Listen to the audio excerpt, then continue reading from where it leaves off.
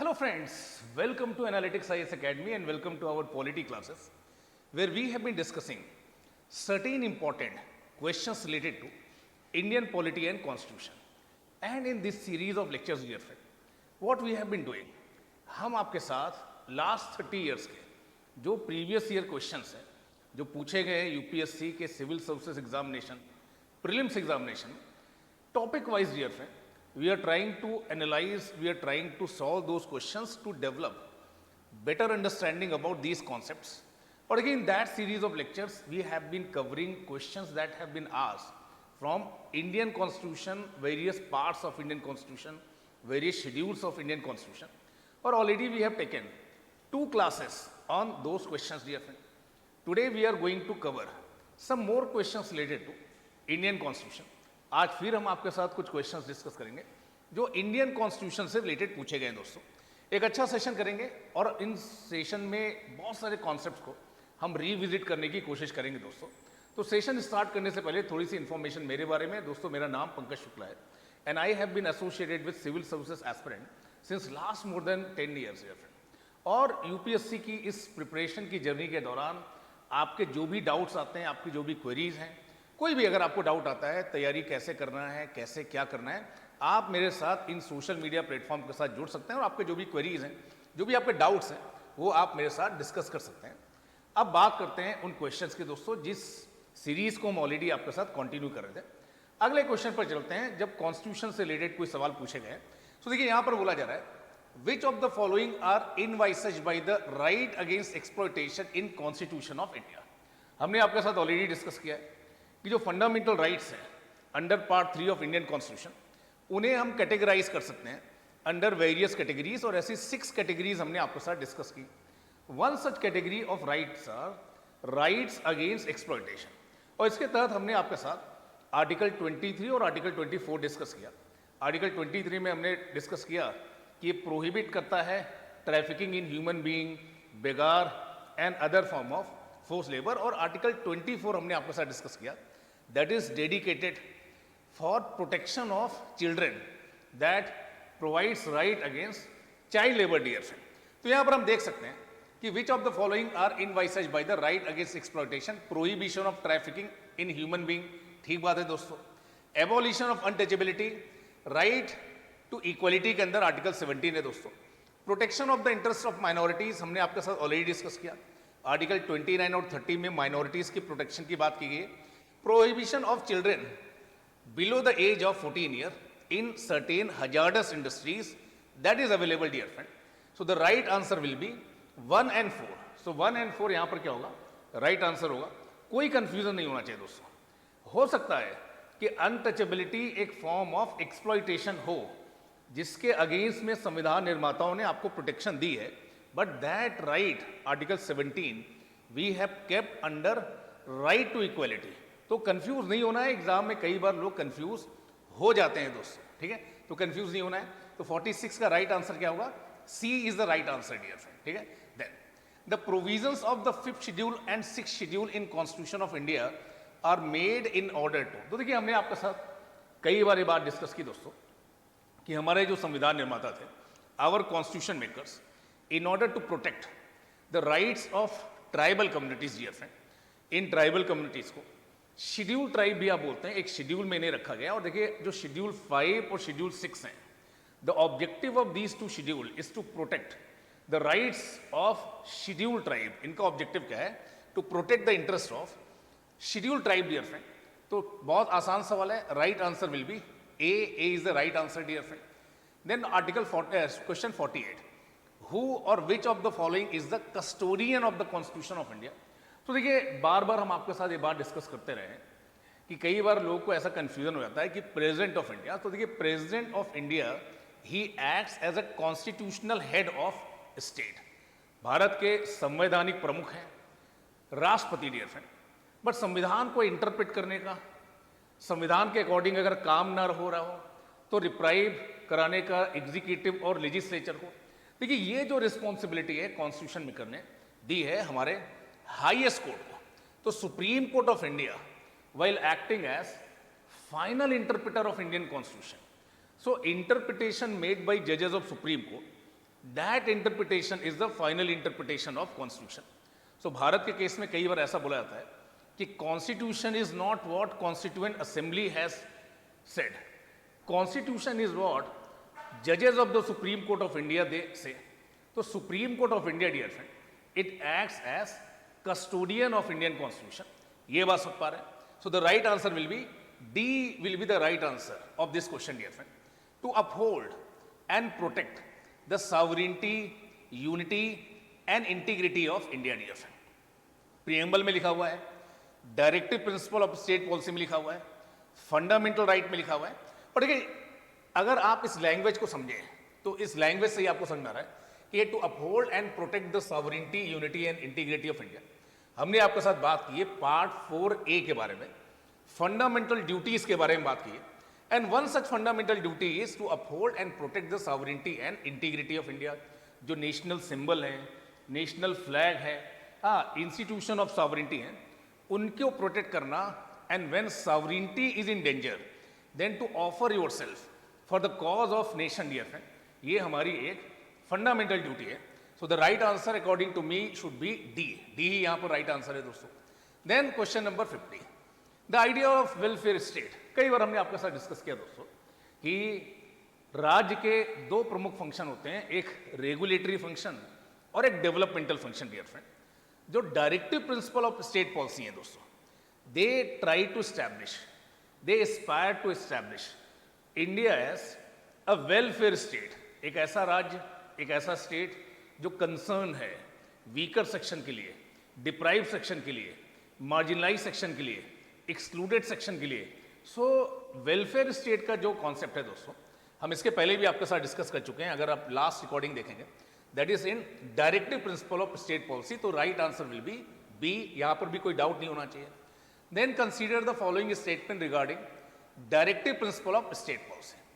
और देखिए जब हमने आपके साथ पार्ट 3 और पार्ट 4 को डिस्कस किया, part 3 deals with fundamental right dear friend and part 4 of Indian constitution deals with directive principle of state policy. Part 3 is in form of certain negative obligation on the power of state, जो individuals की liberty के लिए बहुत important है। और part 3 it tries to establish political democracy in India dear friend, well part 4 is concern with our socio economic welfare. जो part 4 है जो डील करता है directive principle of state policy के साथ, it is more concern with socio economic welfare. So political democracy है आपके पास, but आप हंग्री हैं, आपके पास वो नेसेसिटी अम्यूनिटीज नहीं है एक सम्मानजनक जीवन जीने के लिए। तो देखिए ऐसी पॉलिटिकल डेमोक्रेसी का शायद बहुत ज़्यादा मतलब नहीं होगा। तो पार्ट 3 और पार्ट 4, पार्ट 3 पॉलिटिकल डेमोक्रेसी की बात करते हैं और part 4 that is directive principle of state policy, ये सोशियो इकोनॉमिक डेमोक्रेसी की बात करते हैं। सो पार्ट 3 और पार्ट 4 मिलकर भारत में एक कॉम्प्रहेंसिव सोशियो इकोनॉमिक और पॉलिटिकल डेमोक्रेसी बनाने की बात करते हैं। और देखिए पार्ट 3 और पार्ट 4 को in combination dear friend conscience of Indian constitution बोला गया। क्या बोला गया? Conscience of Indian constitution you will find in part 3 and part 4 of Indian constitution. So आसान सवाल है दोस्तों।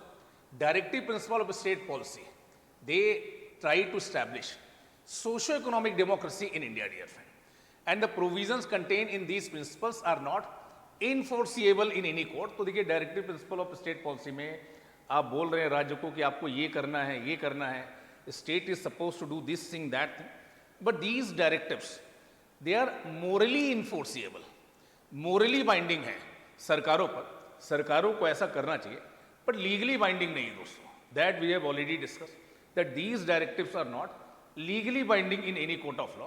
so DPSP they are morally binding, but यहाँ सही बात है दोस्तों, they are not enforceable in any court of law। तो C should be the right answer, both the statements are right। ठीक बात है दोस्तों।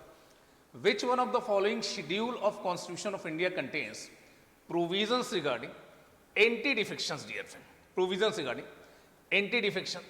तो हमने आपके साथ ऑलरेडी डिस्कस किया दोस्तों 10th schedule that deals with anti defection dear friend. और देखिए किस अमेंडमेंट एक्ट के द्वारा 10th शेड्यूल की बात की गई, एंटी डिफेक्शन की, अनइथिकल डिफेक्शन को रोकने की बात की गई।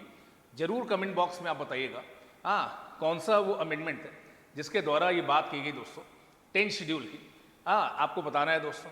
हमने आपके साथ डिस्कस किया कि 10 schedule deal with anti defection, but आपको कमेंट बॉक्स में बताना है कि कौन सा अमेंडमेंट एक्ट है जिसके द्वारा एंटी डिफेक्शन को इंट्रोड्यूस किया गया।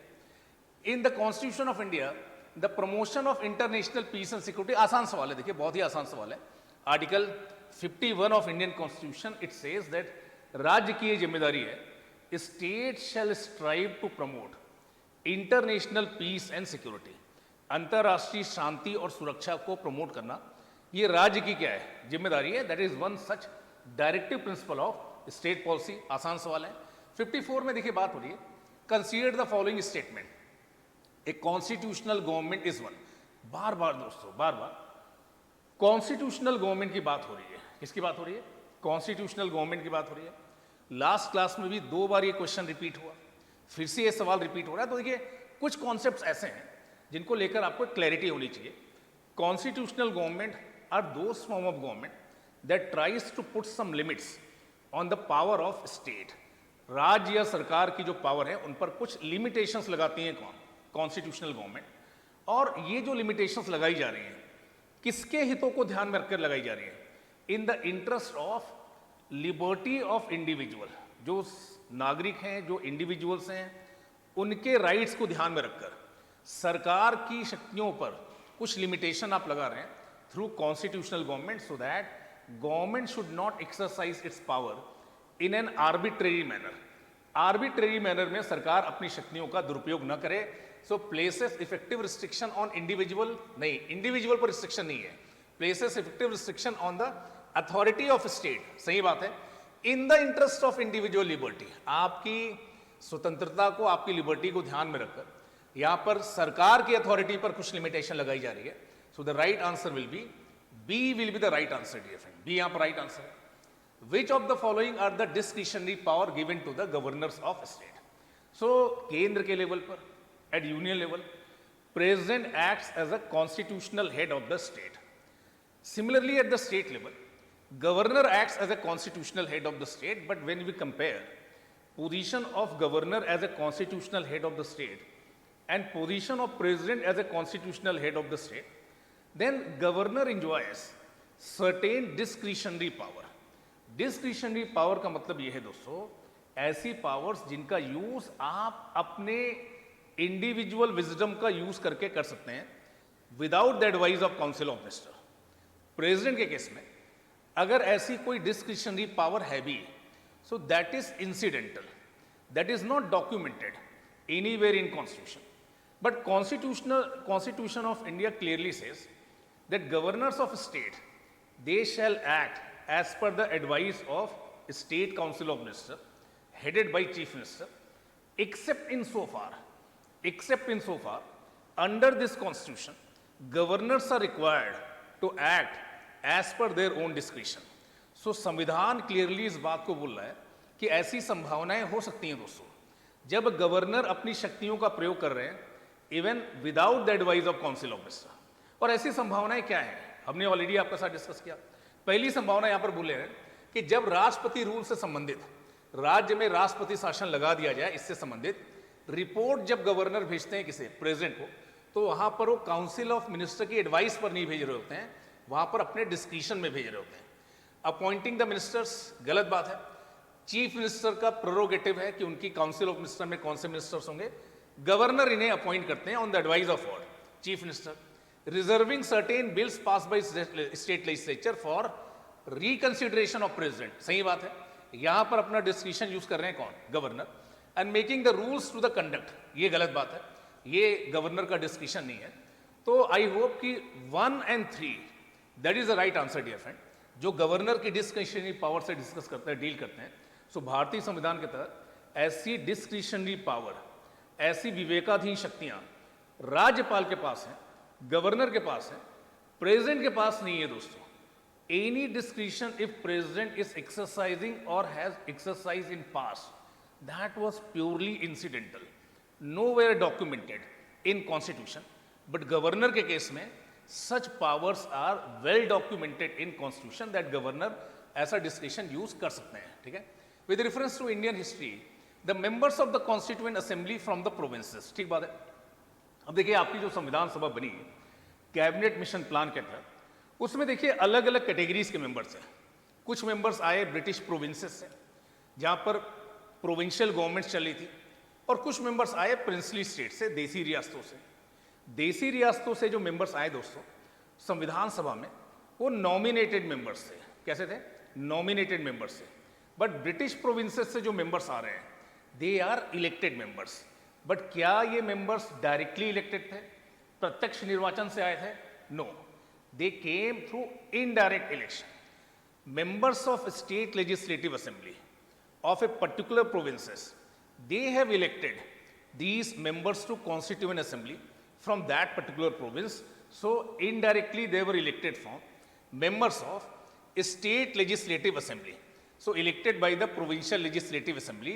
So I think the answer should be C. C should be the right answer, dear friend. तो ठीक बात है, C right answer है। Consider the following statement, an amendment to the constitution of India. So देखिए यहाँ पर बात की जा रही है कॉन्स्टिट्यूशनल अमेंडमेंट बिल के बारे में, और under article 368 in order to modify, in order to alter, or in order to amend any provision of Indian constitution, a bill can be introduced in either house of parliament in form of constitutional amendment bill. So भारतीय जो संसद है दोस्तों, इनके पास देखिए दो तरह की पावर है। पहली ऑर्डिनरी लेजिस्लेटिव पावर है, जिसके तहत भारतीय संसद अलग अलग विषयों पर, यूनियन लिस्ट के विषयों पर, कभी कभी राज्य सूची के विषयों पर भी, और करंट लिस्ट के विषयों पर, या अवशिष्ट शक्तियों के या रेजिड्यूरी जो पावर है वो भी यूनियन पार्लियामेंट के पास है। इसके लिए कानून बना सकते हैं, that is the legislative power of union parliament दोस्तों। But along with that legislative power of union parliament के पास एक एक्स्ट्राऑर्डिनरी अमेंडमेंट पावर भी है। But with regard to any such amendment, bill can be introduce in either house of parliament. पहला statement गलत है दोस्तों, जहां पर ये बोल रहे हैं कि an amendment to the constitution of India can be initiated by an introduction of bill in Lok Sabha only. It can be introduce in Lok Sabha, it can be introduce in Rajya Sabha also. If such an amendment seeks to make changes in the federal character of the constitution, then amendment also requires to be ratified by legislature of half of the state.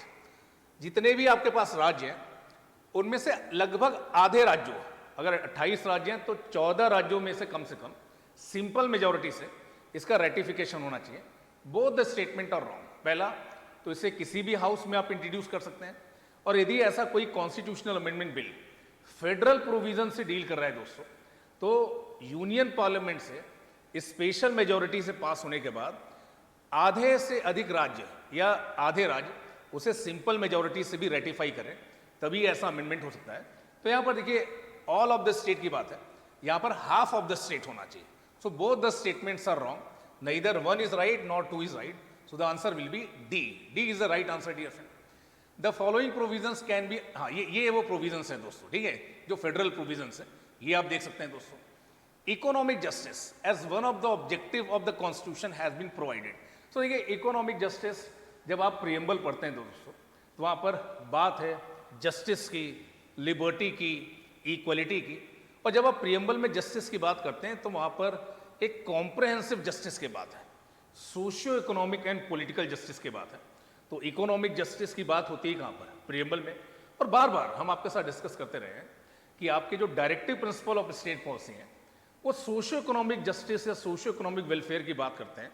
तो जब ऐसी कोई question आ रहा है कि economic justice की बात भारतीय संविधान के किन प्रावधानों के अंदर दी गई है, so the answer will be preamble and directive principle of state policy.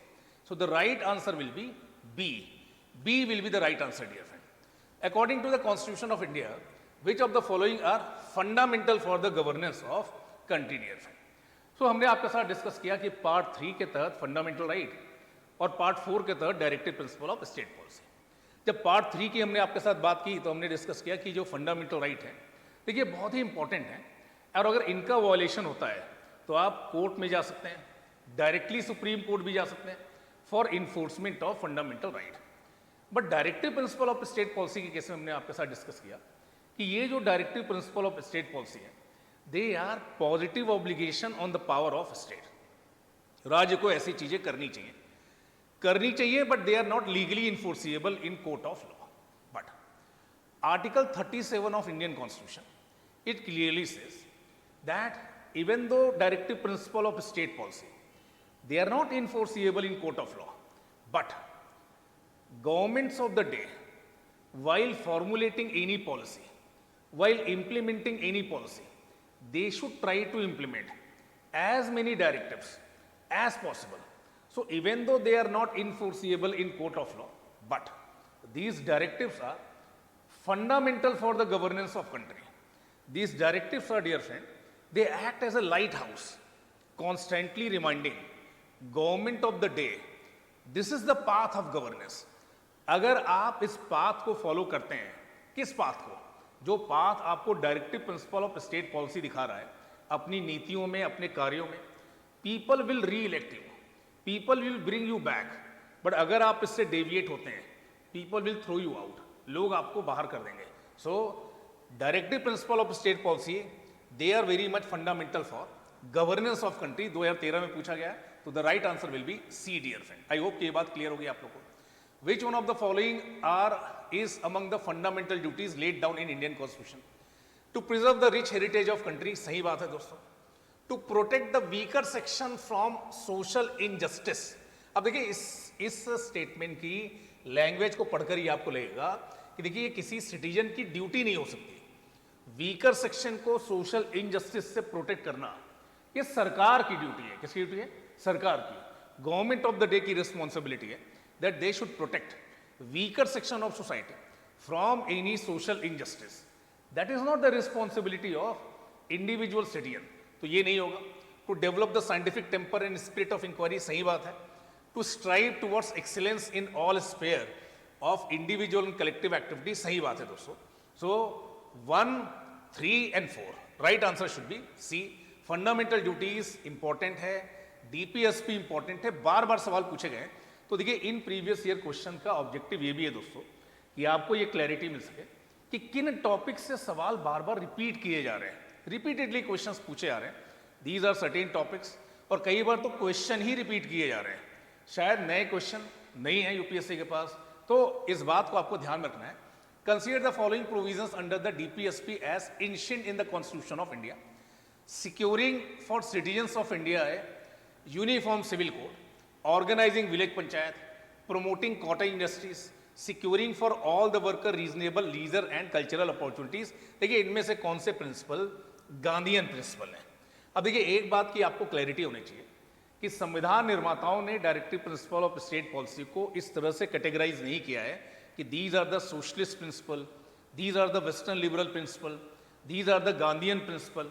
Constitution makers they have never categorise in such categories, but for our own interpretation, for our own understanding, we have categorized these directives under various categories, that these are the socialist principle, these are the Gandhian principle, these are the Western liberal principles, these are those principles that reflect the ideals of freedom struggle.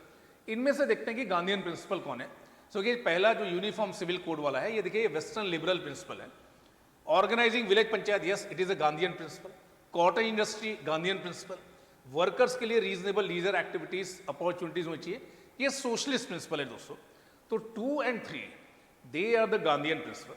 आसान सवाल है, but आपको clarity होनी चाहिए कि देखिए जब भी सिटीजन्स की लिबर्टी के बारे में, इक्वलिटी के बारे में बात हो रही है, तो ये प्रिंसिपल्स हैं western liberal principal.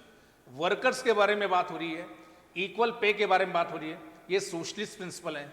Village panchayat, prevention of consumption of intoxicating substances, prevention of slaughter of cow, cottage industry, these are Gandhian principle दोस्तों. ठीक है, तो ऐसा ब्रॉड आपको आइडिया अपने माइंड में रखना होगा. तो second and third, B is the right answer dear friend.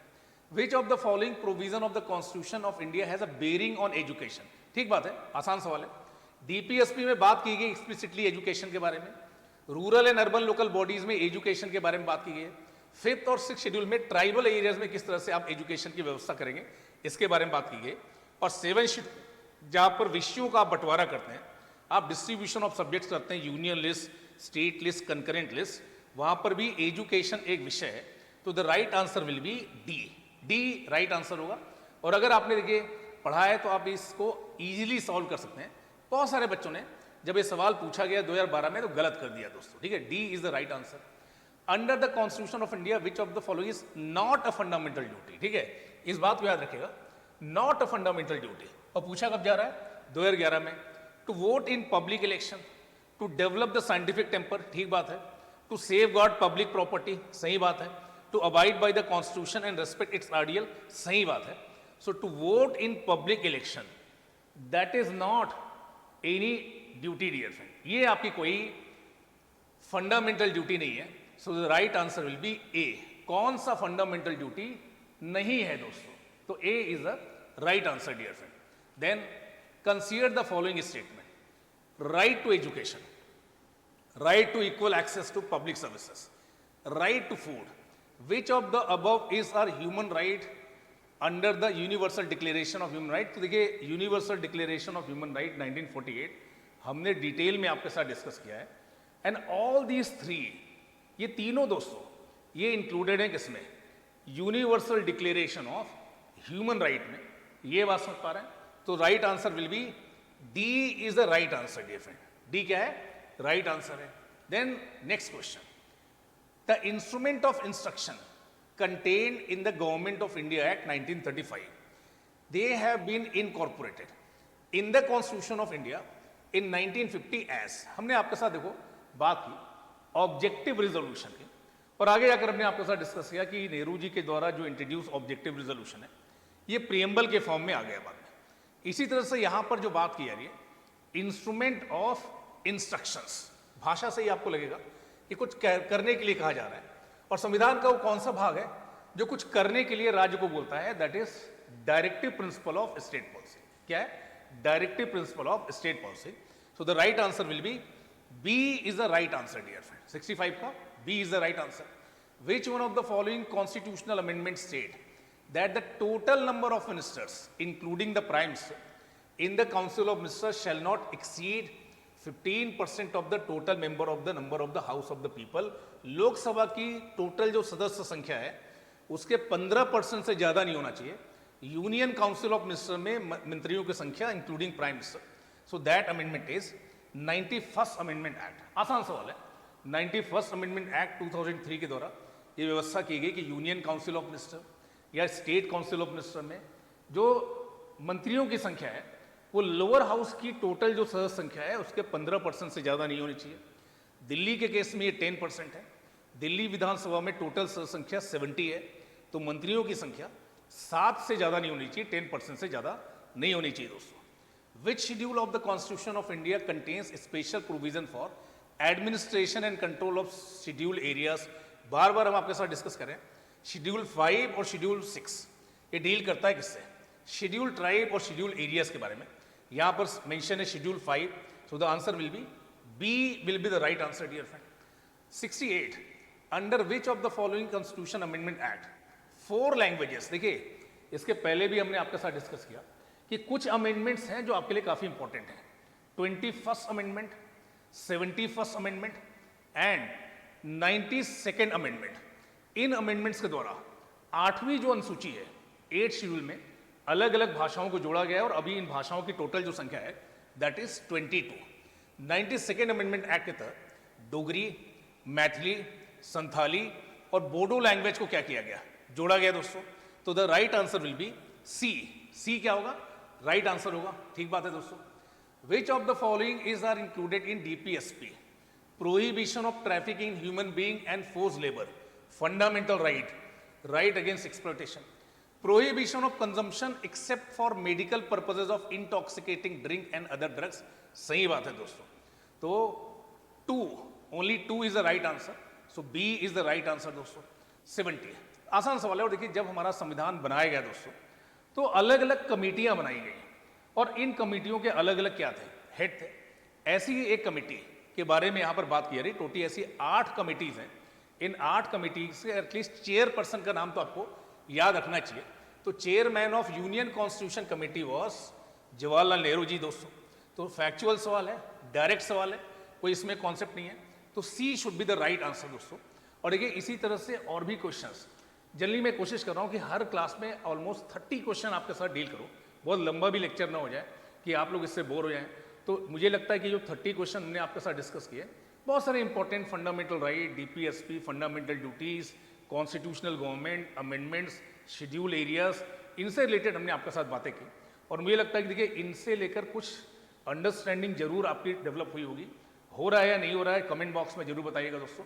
और देखिए अगर 2026 के एग्ज़ाम की आप तैयारी कर रहे हैं और एक स्ट्रक्चर तरीके से, प्लान तरीके से, हाँ प्रॉपर तरीके से, कॉम्प्रहेंसिव तरीके से सिलेबस को कवर करते हुए प्रॉपर टेस्ट सीरीज के साथ आप तैयारी करना चाहते हैं विद इंडिविजुअल मेंटरशिप, तो we at the analytics IAS dear friend, we are going to launch new foundation batch from 25 April.